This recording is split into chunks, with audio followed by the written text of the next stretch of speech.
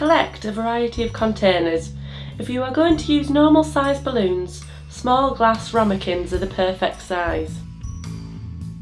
Using a pair of scissors, cut the neck off the balloon, leaving the large part of the balloon.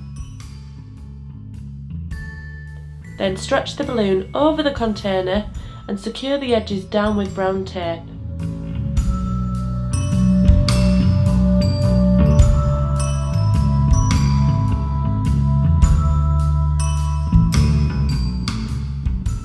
You can now add an array of decorations to your mini drums. You could add washi tape to disguise the brown tape, lace, sequins and Sharpie pen decorations too.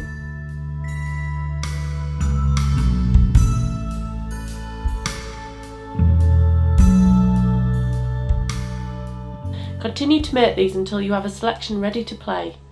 These can be played with wooden sticks, chopsticks, kebab sticks, pencils and other wooden objects.